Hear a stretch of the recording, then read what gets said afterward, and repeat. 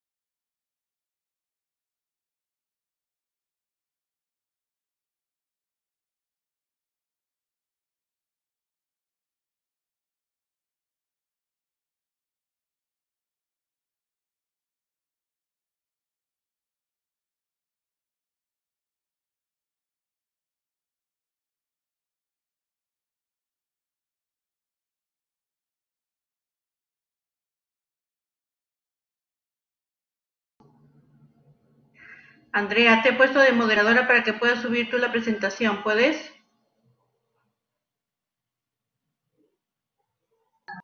Doctora, ya lo estoy compartiendo.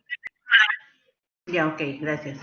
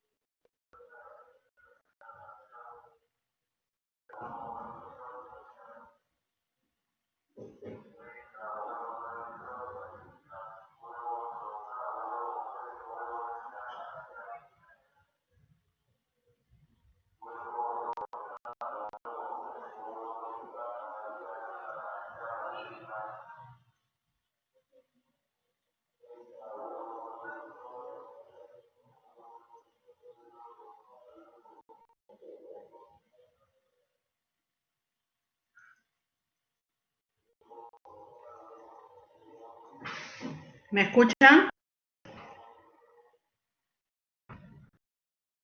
Sí, doctora.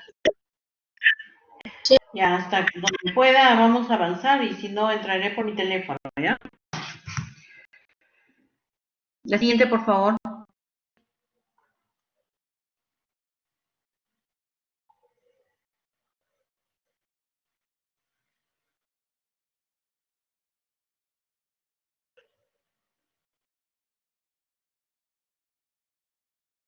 Andrea, la siguiente, ¿puedes?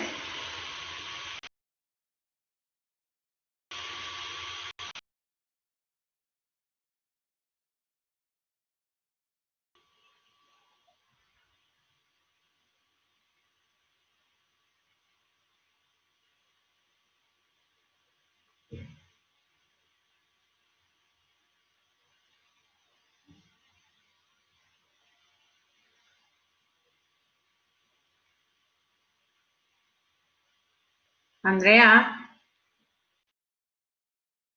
Doctora, lo estoy pasando. ¿No lo llega a observar? Esto...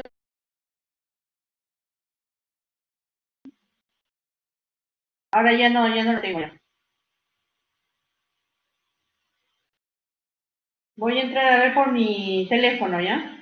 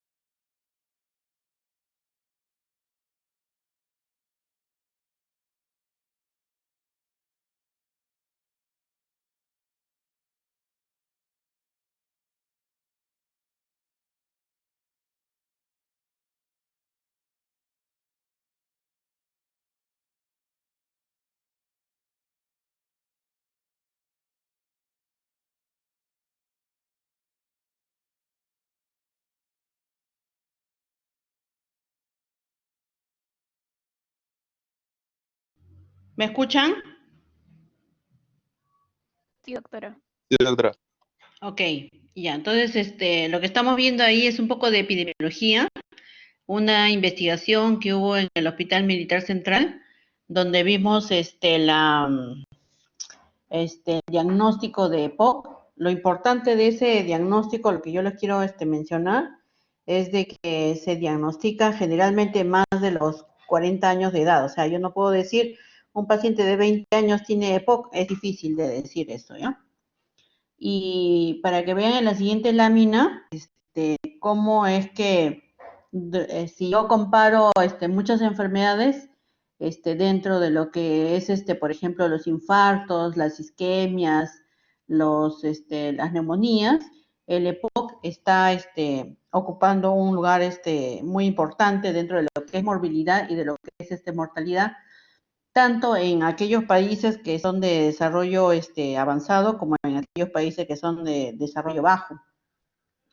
Y eso porque de repente en los países desarrollados probablemente está asociado al consumo de tabaco, mientras que en los países en vía de desarrollo está asociado al consumo de leña en las cocinas, ¿no? La siguiente, por favor.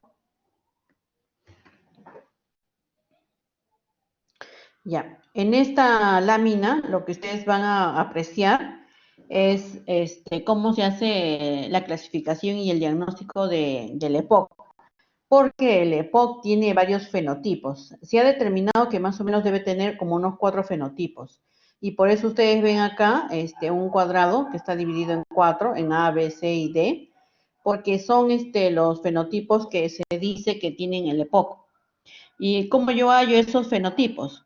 A través de la cantidad de ingresos que ha tenido al hospital o que no ha tenido ingresos. Entonces, eso me está diciendo que este grupo A y este grupo B son los menos graves y el grupo C y el grupo D son los más graves. ¿Qué más? ¿Con qué más también yo puedo categorizar a estos pacientes por fenotipos? A través de un cuestionario que ustedes están mirando acá. Este cuestionario es para ver la calidad de vida que tiene un paciente. Entonces, si es disminuido esa calificación, entonces yo lo puedo calificar entre A y D, perdón, A y C, y más bien si es que tengo mayor grado de compromiso en este grupo de acá. Y también me sirve lo que es el grado de disnea. Acá ustedes en la parte inferior, ustedes ven el grado de escala de disnea, que es a través de un consenso cardiológico, que me dice cuánto puedo yo calificar de disnea. Entonces, teniendo estos cuestionarios de disnea, el cuestionario también de la calidad de vida y también lo de hospitalizaciones, entonces yo puedo estratificar al paciente con EPOC en cualquiera de estos 4 grupos. Para poder decir si el EPOC es primero el diagnóstico y también el grado del EPOC, yo tengo que hacer espirometría. Las guías internacionales aún no determinan otro tipo de diagnóstico excepto la espirometría. Entonces, en la espirometría se califica como GOL 1, 2, 3 y 4. ¿Y qué significa? Significa que el volumen expiratorio forzado al primer segundo, es decir, aquel volumen que expira una persona en un segundo, tiene que ser más o menos el 80% del que uno inspira, ¿no? Entonces yo tomo aire, como por ejemplo como 100, y a la hora de botar, por lo menos tengo que botar 80, eso es lo normal. Pero si yo boto menos, entonces ya lo voy clasificando según el volumen expiratorio forzado al primer segundo, y eso me va a decir en qué grado de EPOC estoy, ¿no? Entonces, todo esto es, como les digo, para tanto diagnosticar el EPOC como también para poderlo clasificar en uno de sus 4 fenotipos. La siguiente, por favor.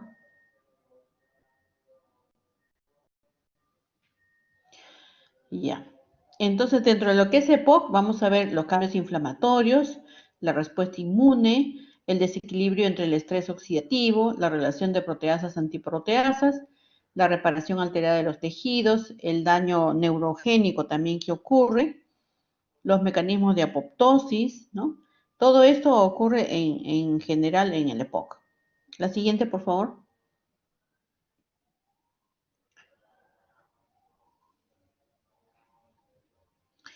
Ya. Entonces, para demostrar que este paciente con EPOC tiene células inflamatorias, podemos decir de que las células inflamatorias que predominan en el EPOC son los neutrófilos. Aunque en algunos casos, aquellos pacientes que tienen, por ejemplo, también eosinófilos, hay un cuadro que se llama overlap, que significa que yo puedo tener asma y también EPOC, ¿ya? Entonces, si yo tengo esa parte de asma, entonces también mis células probablemente van a ser eosinófilos.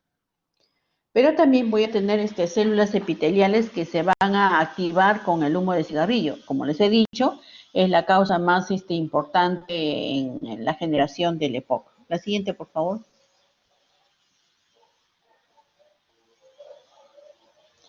Ya, ustedes están viendo acá cuál es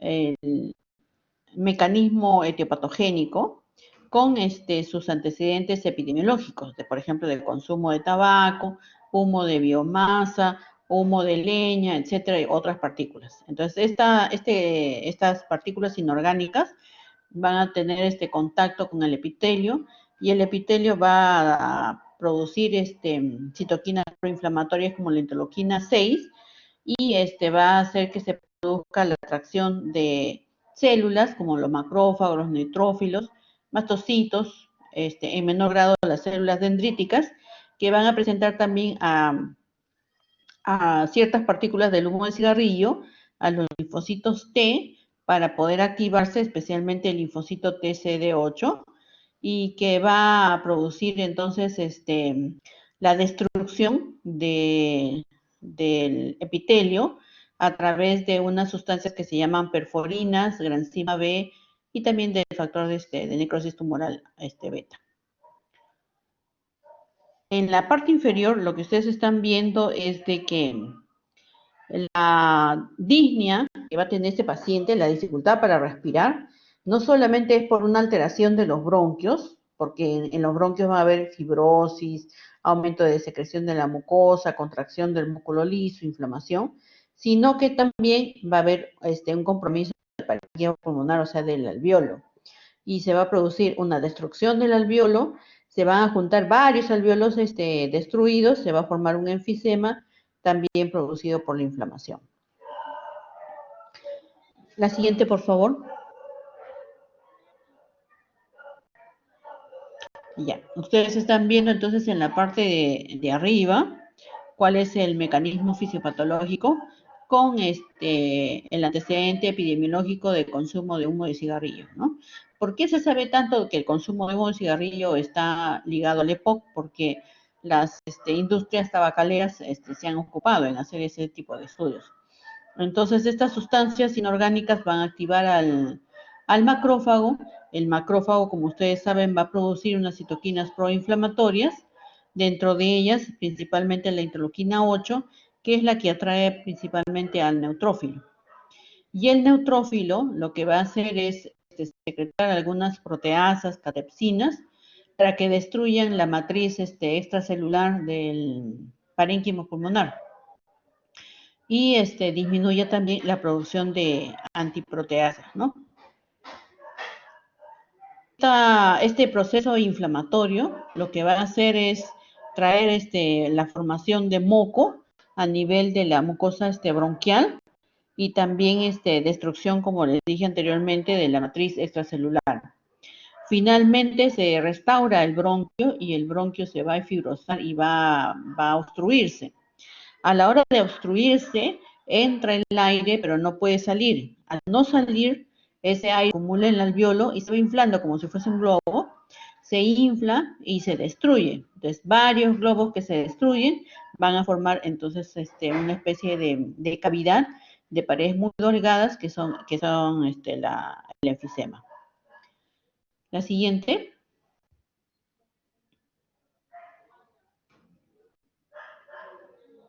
Solamente para decirles nuevamente, el humo de cigarrillo, el causante, a nivel de las células epiteliales, va a formar no solamente la atracción de los neutrófilos, sino también de la activación de citoquinas proinflamatorias, pero dentro de estas citoquinas proinflamatorias también están factores de crecimiento. Y estos factores de crecimiento son los que van a fibrosar finalmente el bronquio. Y como saben ustedes, el macrófago también puede no solamente producir la activación del factor nuclear kappa beta para la producción de citoquinas proinflamatorias, sino que también se va a sintetizar metaloproteasas como la 9, la 1 que se ve acá, que van a destruir la pared alveolar y la matriz extracelular. Entonces, lo que estamos viendo en resumen acá, que en el EPOC está involucrado el epitelio, ¿no? El macrófago, las citoquinas proinflamatorias, los linfocitos T, principalmente el CD8, el neutrófilo, es el rey de células del EPOC, y que va a estar guiado por los leucotrienos y la interleuquina 8. La siguiente, por favor.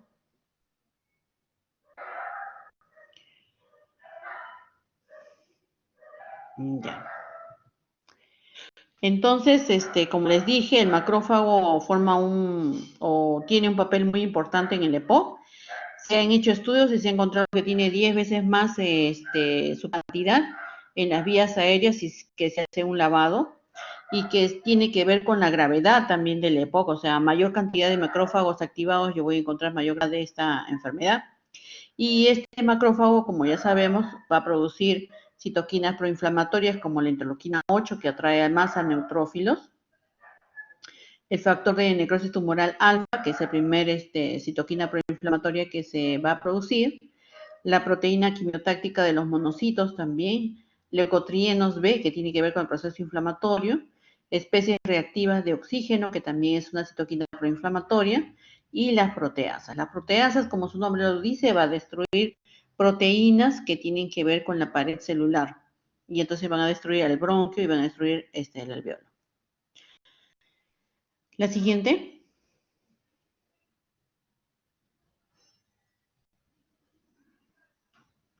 Ok. Y acá estamos viendo la participación de la inmunidad adquirida con el CD8. Hay una combinación tanto de la inmunidad adquirida con el CD8 como también con el macrófago. Y habíamos dicho que el CD8 tiene la particularidad de tener unas sustancias que se llaman perforinas, granzima B, y también el factor de necrosis tumoral alfa. Y estos van a producir la inflamación y destrucción tanto de la matriz extracelular como del mismo bronquio. La siguiente, por favor.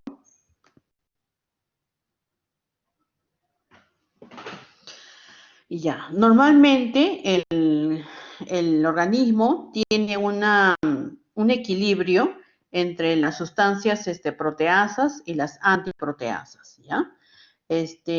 Como les dije, las proteasas van a destruir las proteínas de las células, de las membranas celulares y la destrucción del tejido.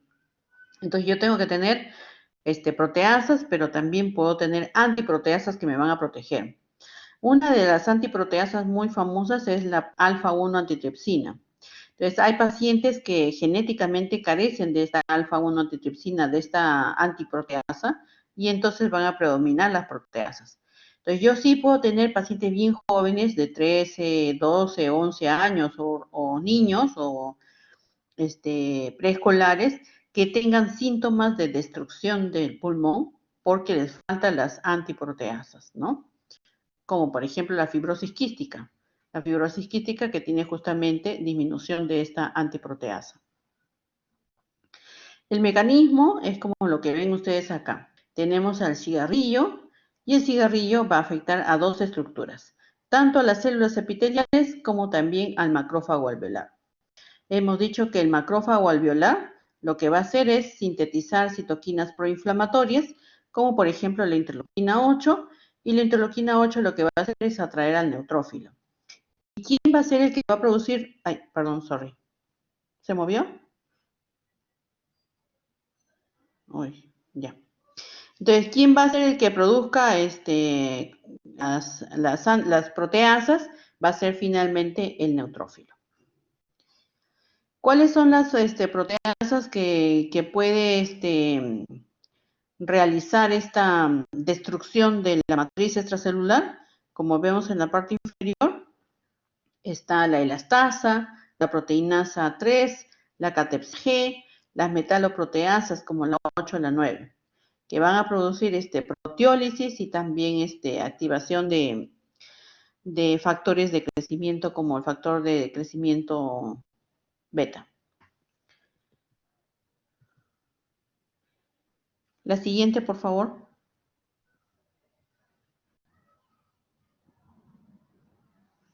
Ok.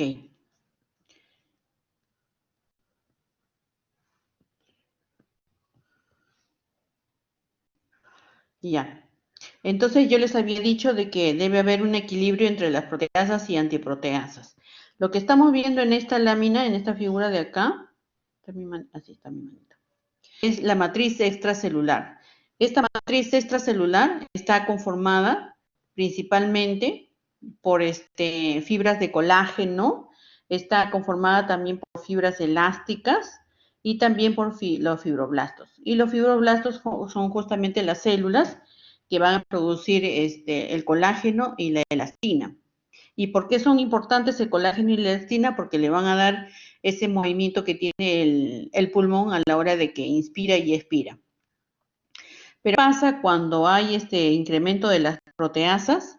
Entonces habíamos dicho de que el tabaco producía especies reactivas de oxígeno que activaba también a los neutrófilos y los neutrófilos producían citoquinas proinflamatorias, pero además inactivan a las antiproteasas, o sea, lo que nosotros nos defiende, las inactiva. Y lo que va a producir entonces es activación más bien de las proteasas.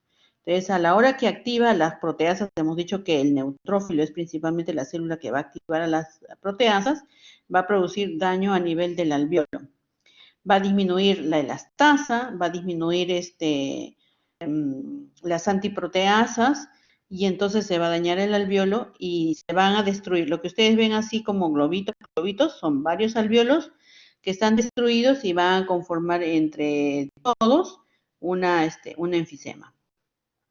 Y entonces, en la parte superior, lo que ustedes están viendo es una tomografía de tórax y ven esta parte negra. Esta parte negra es justamente la destrucción de varios alveolos que han formado ese enfisema, ¿no? Entonces, finalmente, este paciente tiene bastante aire dentro de su pulmón, pero no significa que ese aire está realizando un intercambio gaseoso, sino que tiene acumulado esa cantidad de aire. Más bien lo que está haciendo es aplastar el pulmón que está sano. Entonces, por eso es que se agita. Una parte del tratamiento, por ejemplo, de los pacientes que tienen EPOC, es operarlos y quitarles toda esta parte que no tiene pulmón. Eso se llama bulectomía. Es una parte de su tratamiento para dejar que el pulmón que sí está remanente, que está ahí, ese pulmón pueda respirar. La siguiente. Vamos a ver que hay mediadores quimiotácticos, como dijimos, el linfocito, perdón, el interleucina 8, ¿no? Y también los leucotrienos B4 que atrae tanto al neutrófilo como al linfocito. Y también tenemos citoquinas proinflamatorias como el factor de necrosis tumoral alfa, la interleuquina 1, la interleuquina 6, que van a amplificar los procesos inflamatorios de pulmón. Pero se ha demostrado que inclusive el factor de necrosis tumoral tiene que ver con un proceso inflamatorio extrapulmonar. Es decir, el paciente puede tener, por ejemplo, caquexia, disminución de peso, anemia, depresión, qué sé yo, y todo eso debido a los factores de inflamación, como por ejemplo es el factor de necrosis tumoral. La siguiente.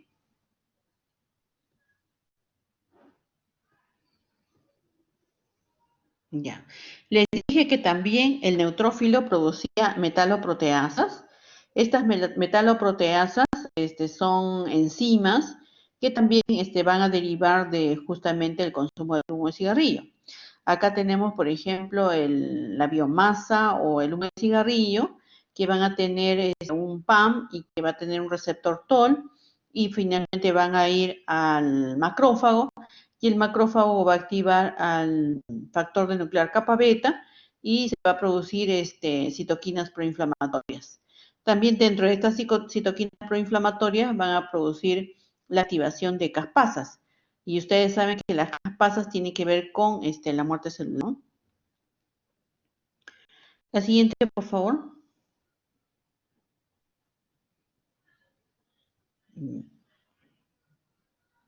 Ya. Les había dicho que también, aparte del proceso inflamatorio, aparte de el equilibrio de proteasas y antiproteasas, también habían cambios oxidativos. Entonces acá tenemos el humo va a afectar a las células epiteliales, va a producir entonces los generadores de radicales libres, y al aumento de los radicales libres van a dar un estrés oxidativo, y este estrés oxidativo va a provocar tanto los lípidos, los carbohidratos y las proteínas, produciendo finalmente daño celular. La siguiente.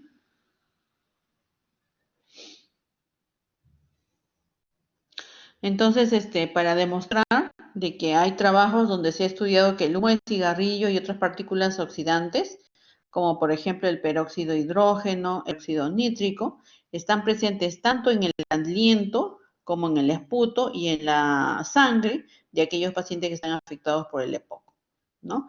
Y estos sustancias oxidantes son liberadas por las células inflamatorias, que ya hemos dicho de que van a producirse por activación del macrófago. La siguiente. Pero no solamente en el EPOC se afecta el bronquio inflamado, no solamente se afecta la matriz extracelular, no solamente se afecta el alveolo, sino también la circulación. Entonces, lo que estamos viendo acá es un vaso sanguíneo con la macular y la íntima normal, y este es sanguíneo de un paciente que tiene EPOC o que tiene el antecedente de fumar, ¿no? Entonces, tanto disminuye el área del diámetro del vaso sanguíneo que estos pacientes pueden llegar a tener hipertensión pulmonar, ¿no? La siguiente.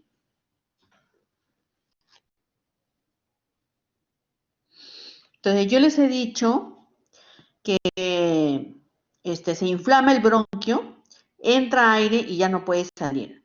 En esta parte de acá ustedes ven un esquema de una caja torácica normal, ¿ya?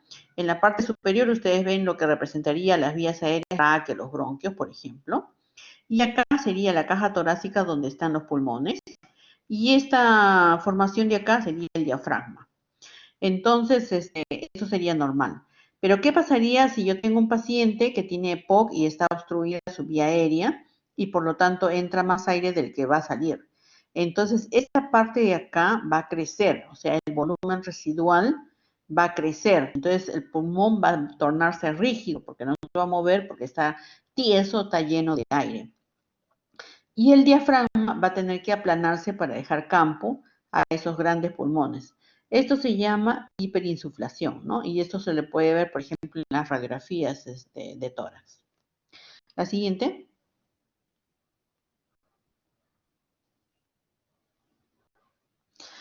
Lo que se estaba diciendo anteriormente, ¿no? Ven acá un paciente que está emaciado, está delgado, ¿no? Está probablemente anémico, está disminuida su grasa y tanto también la parte muscular. Y se ha estimado que estos pacientes, esta disminución de su índice de masa corporal está debida a sustancias como, por ejemplo, los factores de moral. Y también se ha visto que en estos pacientes hay disminución de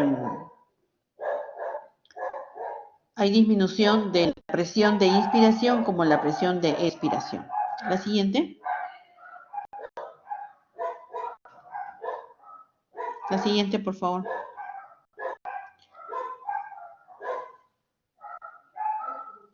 La siguiente, doctora. Ya. Miren ustedes cómo era un paciente antes de tener el diagnóstico de EPOC y cómo es después de tener el diagnóstico de EPOC.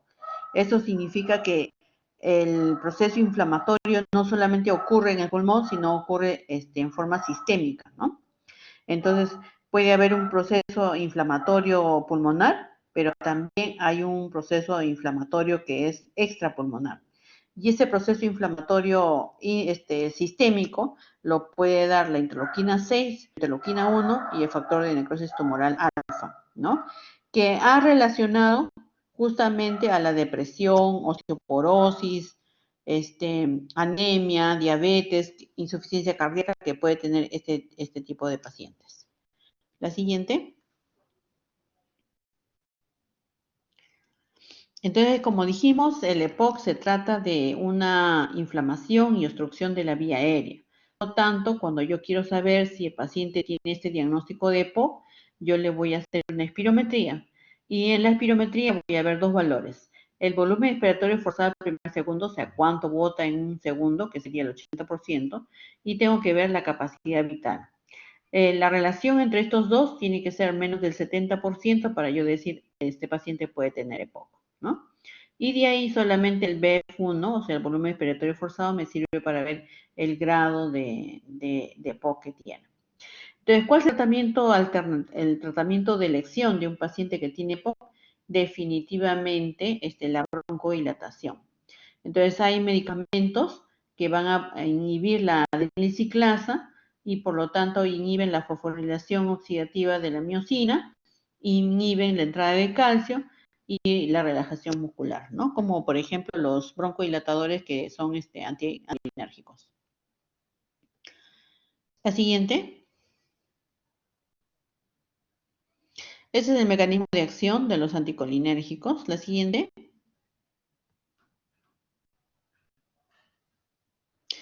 Y entrando a asma, vamos a hacer este cuadro nos va a servir para poder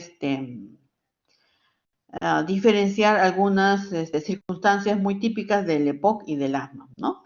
En relación a las células, yo les he dicho que el EPOC tiene que ver mucho con el neutrófilo, ¿no? Que va a producir las proteasas, tiene que ver con el macrófago que va a producir el proceso inflamatorio, tiene que ver con el CD8, con la granzima proteolítica, ¿no? De las células T, mientras que en el asma los eosinófilos son las células más importantes, los macrófagos también, pero no tanto como en la EPOC, y en relación a la inmunidad están las células T, pero CD4 y principalmente las T helper 2, ¿no? En relación a los mediadores inflamatorios, en el EPOC principalmente está la interleuquina 8, que va a traer más neutrófilos, está el factor de necrosis tumoral alfa, la interleuquina 1 y la interleuquina 6, que tienen que ver mucho con el proceso también inflamatorio sistémico.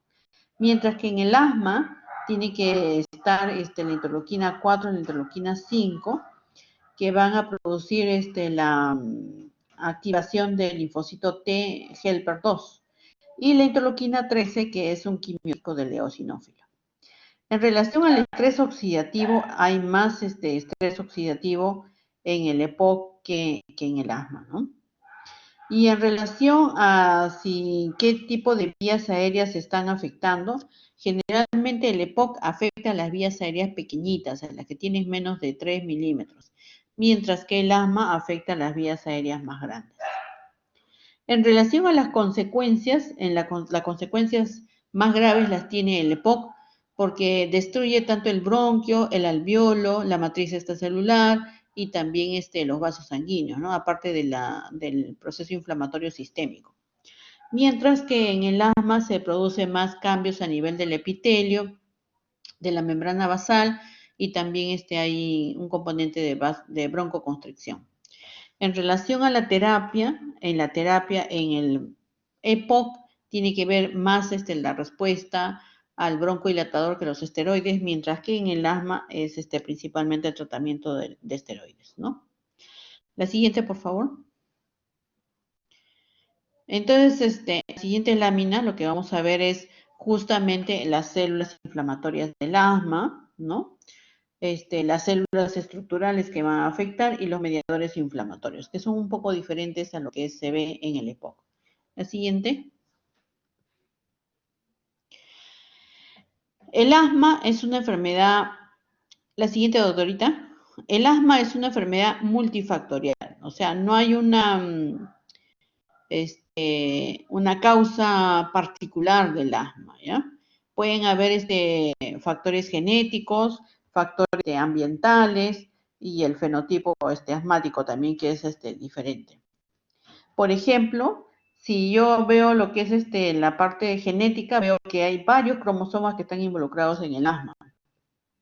Si yo veo la parte, ¿cómo se llama? Social, ambiental, también hay muchos factores, como por ejemplo, infecciones, dieta, la exposición a humo, etcétera. Entonces, por lo tanto, se considera que es una enfermedad multifactorial. La siguiente, por favor. Entonces, en el asma lo que estamos viendo es de que está el epitelio y tiene que haber un antígeno, ¿no es cierto? El antígeno con su célula presentadora del antígeno que va a despertar al linfocito B, al linfocito T principalmente. El linfocito T a través de la interleuquina 4 y 5 va a producir la diferenciación del linfocito T y este linfocito T, helper 2, lo que va a hacer es activar al linfocito B. El linfocito B va a producir anticuerpos, estos anticuerpos son la inmunoglobulina E, que va a ir donde el mastocito para producir su degranulación. La siguiente.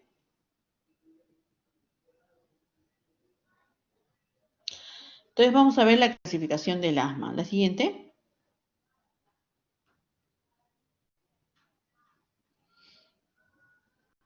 Hay dos tipos de asma, ¿ya? Un asma que es el más frecuente, que es el asma alérgico, que es el que estamos viendo acá, donde hay un alergeno, una célula presentadora del antígeno, el linfocito T con su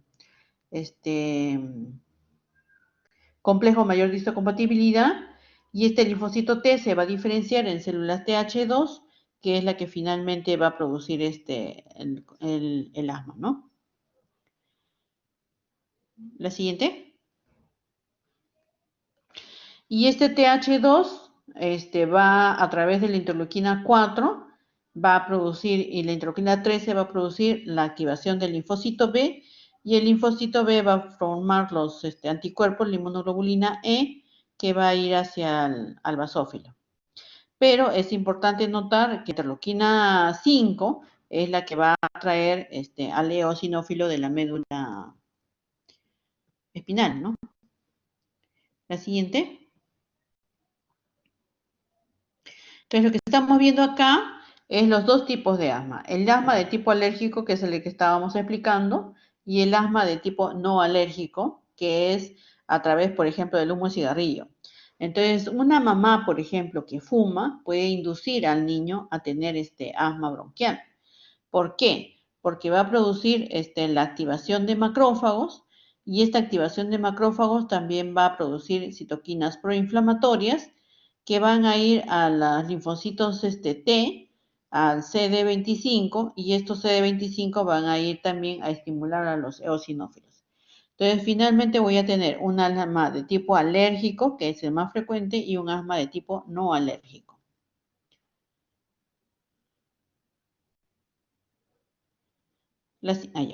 Y en esta foto lo que estamos viendo es la degranulación del mastocito. O sea, que el linfocito B producía anticuerpos de inmunoglobulina E y la inmunoglobulina iba al mastocito. Entonces, ¿qué hacen el mastocito? Degranula. Y estos gránulos son gránulos de sustancias o mediadores inflamatorios, como por ejemplo la histamina, que van a producir aumento de la permeabilidad, vasodilatación, atracción también de los eosinófilos. Esta degranulación de sustancias como la histamina es la que inicialmente va a producir también broncoconstricción.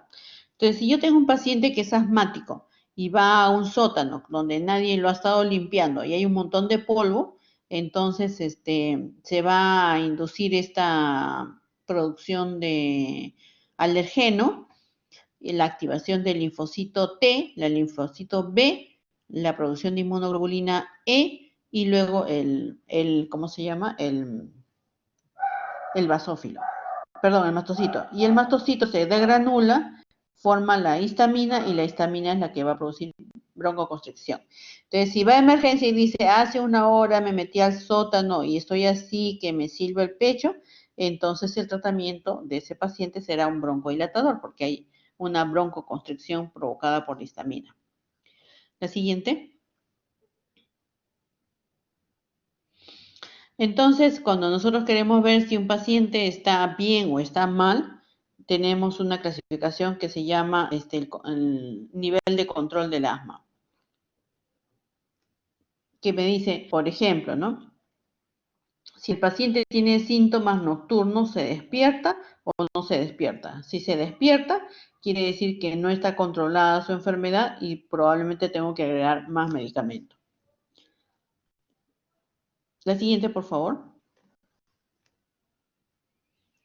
Vamos a ver las fases del asma. Yo les dije, por ejemplo, si hace una hora me meto a un sótano y en el sótano está lleno de tierra, de polvo y me desencadena el asma, esa es la fase inmediata. La siguiente. En fase inmediata en la que yo estoy activando a los neutrófilos, ya digo al neutrófilo, al mastocito, y el mastocito degranula la histamina y se produce la broncoconstricción. Esta es la primera fase. La siguiente.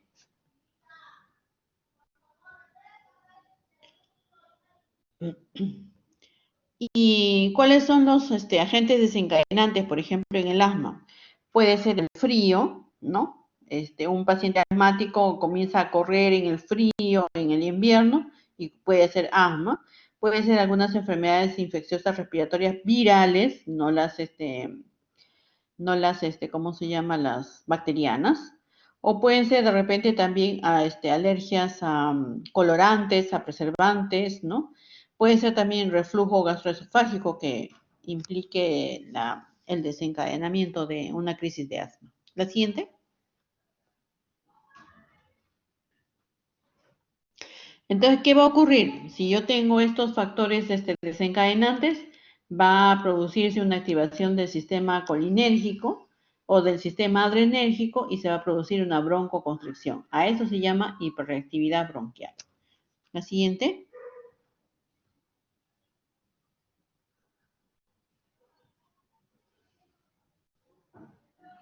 Entonces, en la hiperreactividad bronquial estamos con el alergeno que va a ir al linfocito lo va a activar, el linfocito T va a activar el linfocito B, producción de inmunoglobulina C, mastocito, histamina, y la histamina va a producir broncoconstricción, broncoespasmo, ¿no? Por eso se produce el silbido de pecho, principalmente en la noche, porque hay disminución de cortisol en la noche, el ciclo circadiano, por eso es que presentan más síntomas en la noche. La siguiente.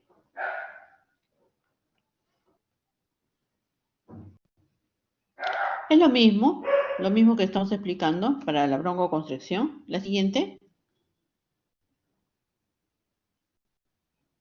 Y acá está el mecanismo de la broncodilatación de los medicamentos, ¿no? Tanto de la actividad adrenérgica como de la actividad colinérgica. Lo que van a hacer es activar el AMP cíclico o GMP cíclico, disminuir la fosfodiesterasa y producir la broncodilatación. La siguiente. Y la fase tardía del asma, que es la siguiente fase, donde en esta fase ya hay un proceso inflamatorio. Entonces, en la primera fase, yo les había dicho una broncoconstricción, pero en la segunda fase ya hay un proceso inflamatorio. ¿Quién es el responsable del proceso inflamatorio? Las células eosinófilas. La siguiente. Entonces, nuevamente aquí estamos en la vía aérea, es el antígeno va a ir al linfocito T, el linfocito T va a producir la interleuquina 5 y la interleuquina 5 es la que va a ir a la médula para atraer y formar y atraer también a los eosinófilos a la sangre y de ahí va a haber sustancias adhesinas, integrinas, que van a adosar al eosinófilo al endotelio y se va a producir después una diapedesis y finalmente va a ir el eosinófilo al bronquio donde es necesitado, ¿no? Para el proceso inflamatorio. La siguiente. Entonces acá estamos viendo activación del linfocito T a través de la interleuquina 5, atracción del eosinófilo. El eosinófilo va a activar proteínas básicas, leucotrienos, que son los causantes del proceso inflamatorio y finalmente de los síntomas de hipersecreción de moco, de edema de la pared del bronquio, ¿no? Y también parte de la broncoconstricción. La siguiente. Para decirles que las células dendríticas son finalmente las células que van a presentar el antígeno al linfocito T para activarlo y finalmente formar el linfocito T helper 2. La siguiente.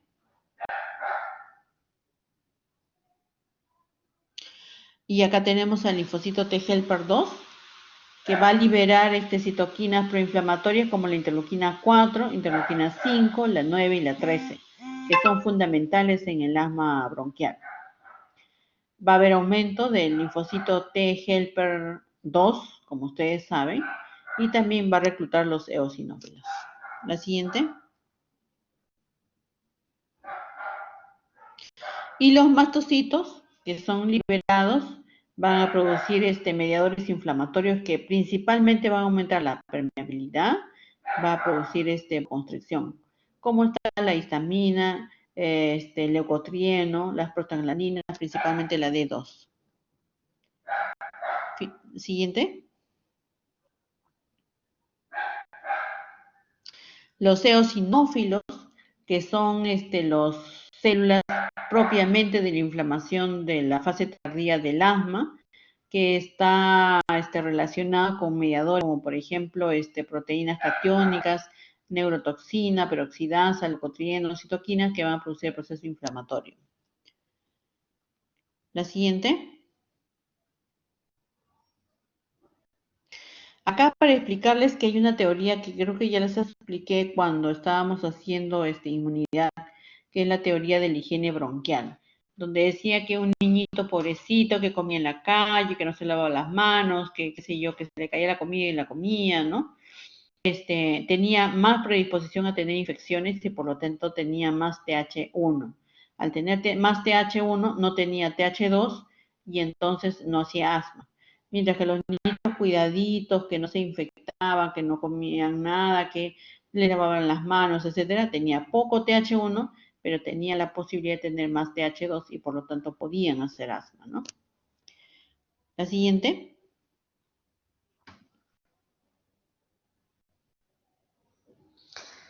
Ya, esta es una lámina que trata de decir que un paciente puede tener primero una infección viral y esa infección viral desencadenar el asma.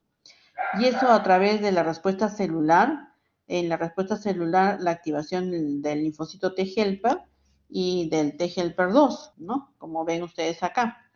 Entonces, por ejemplo, una madre puede decir, mi hijito estaba con fiebre hace 3 días, estaba con malestar, estaba que no quería comer nada, hace 2 días ya no tiene fiebre, ya está bien, pero le silba el pecho.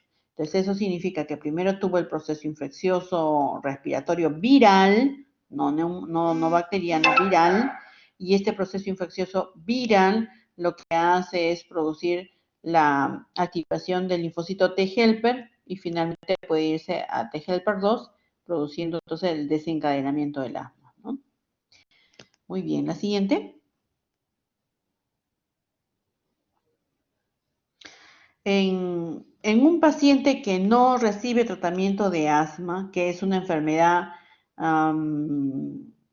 una enfermedad que es reversible, ¿no? Una enfermedad reversible que puede tener broncoconstricción, edema, pero es reversible con el tratamiento. Cuando no recibe un tratamiento adecuado, entonces va a tener más bien la presencia de sustancias que van a promover el crecimiento, ¿no? De células, de fibrosis, de aumento de vasos sanguíneos, de reclutamiento de ¿cómo se llama? Y activación de sustancias que van a favorecer el crecimiento de los músculos. Entonces, finalmente voy a tener hiperplasia muscular, hipertrofia y migración también de células musculares. Entonces, el paciente que tiene un asma no controlada y se produce todo este fenómeno, se llama remodelación de la vía aérea, entonces puede tener ya síntomas crónicos, ya no va a ser reversible, sino va a ser irreversible, ¿no?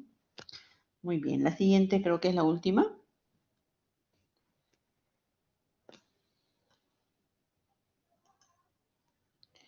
¿Alguna pregunta?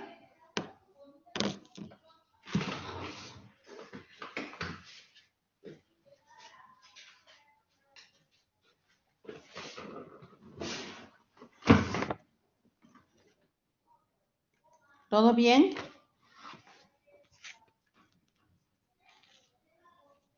Ok, jóvenes. Ya les he colgado ¿cómo se llama? La clase. Sí, les estoy debiendo la clase ¿de qué era? De inmunidad, ¿no? Todavía les sigo debiendo. Ahora sin falta la voy a buscar para mandar.